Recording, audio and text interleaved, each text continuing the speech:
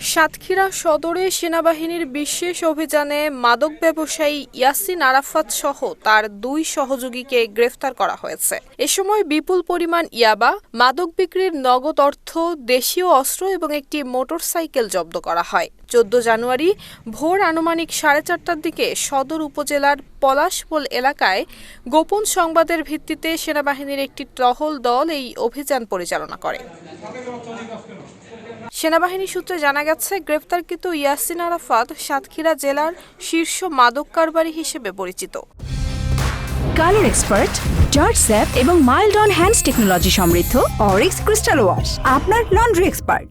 তার বিরুদ্ধে মাদক চোরাচালান এবং চাঁদাবাজি সহ একাধিক অভিযোগ রয়েছে। অভিযানে উদ্ধার করা হয়েছে ৪২০ পিস ইয়াবা বিক্রির অবৈধ ৪,১৫,২৩০ টাকা, ৬টি দেশীয় অস্ত্র, ১৫টি লাঠি এবং একটি মোটরসাইকেল। প্রাথমিক তদন্তে জানা গেছে, জব্দকৃত দেশীয় অস্ত্র এবং লাঠির মাধ্যমেই জেলার বিভিন্ন এলাকায় নাশকতামূলক কর্মকাণ্ডের পরিকল্পনা করছিলেন ইয়াসিন চক্র। অভিযান শেষে প্রাথমিক জিজ্ঞাসাবাদ সম্পন্ন করে গ্রেফতারকৃতদের সাতক্ষীরা সদর থানায় হস্তান্তর করা হয়। নুসরাত জাহান মেহেক, ঢাকা পোস্ট।